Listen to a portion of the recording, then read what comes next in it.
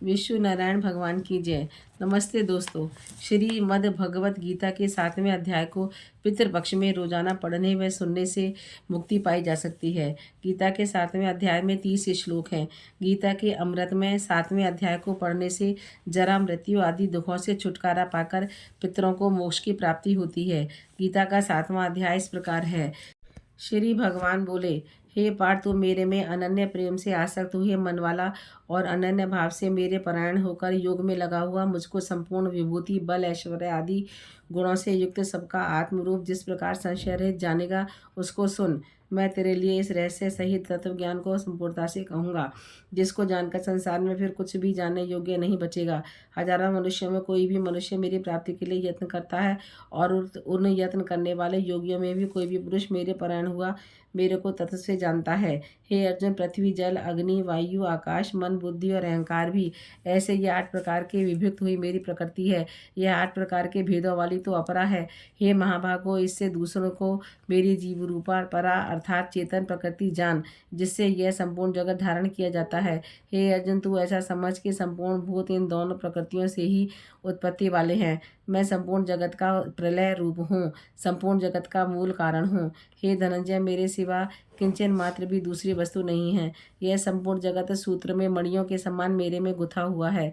हे अर्जुन, जल में रस हूँ, चंद्रमा सूर्य में प्रकाश हूँ, संपूर्ण वेदों में ओंकार हूँ, आकाश में शब्द, पुरुषों में पुरुषत्व हूँ, पृथ्वी में पवित्र गंध, अग्नि में तेज हूँ, और संपूर्ण भूतों में उनका जीवन हूँ, अर्थात जिससे वह जीते हैं वह मैं हूँ। तपस्वियों में तप हूँ। हे अर्जुन, तू संपूर्ण भूतों का सनातन कारण मेरे को ही जान। मैं बुद्धिमानों की बुद्धि, तेजस्वियों का तेज हूँ। हे भरत श्रेष्ठ, मैं बलवानों का आसक्ति, कामनाओं से रहित बल अर्थात सामर्थ्य हूँ। सब भूतों में धर्म के अनुकूल अर्थात शास्त्र के अनुकूल काम हूँ। जो भी सतोगुण से उत्पन्न होने वाले भाव हैं और जो रजोगुण से तथा तमोगुण से होने वाले भाव हैं, उन सबको तो मेरे से ही होने वाले हैं, ऐसा जान। परंतु वास्तव में उनमें मैं और वह मेरे में नहीं है। गुणों के कार्य रूप सात्विक, राजस और तामस, इन तीनों प्रकार के भावों से अर्थात राग, द्वेष आदि विकारों से और संपूर्ण विश्व से यह सब संसार मोहित हो रहा है।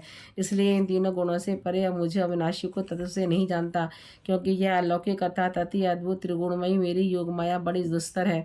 परंतु जो पुरुष मेरे को निरंतर बसते हैं वे इस माया को उल्लंघन मान कर जाते हैं, संसार से तर जाते हैं। ऐसा सुगम उपाय होने पर भी माया द्वारा हरे हुए ज्ञान वाले और आसुरी स्वभाव को धारण किए हुए मनुष्य में नीच और दूषित कर्म करने वाले मूढ़ लोग तो मेरे को नहीं बसते हैं। हे भरतवंशियों में श्रेष्ठ अर्जुन, उत्तम कर्म करने वाले अर्थार्थी अर्थात जिज्ञासु और ज्ञानी, निष्कामी, ऐसे 4 प्रकार के भक्तजन मेरे को बचते हैं।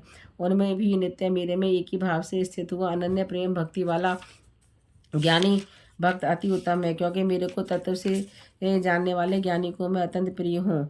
यद्यपि ये सभी उदार हैं, श्रद्धा से मेरे भजन के लिए समय लगाने वाले होने से उत्तम है, परंतु ज्ञानी तो साक्षात मेरा स्वरूप ही है, ऐसा मेरा मत है। वह स्थिर बुद्धि ज्ञानी भक्त अति उत्तम गति स्वरूप मेरे में ही अच्छी प्रकार स्थित है, जो बहुत जन्मों के अंत तक जन्म में तत्व ज्ञान को प्राप्त हुआ ज्ञानी सब कुछ वासुदेव ही तो है।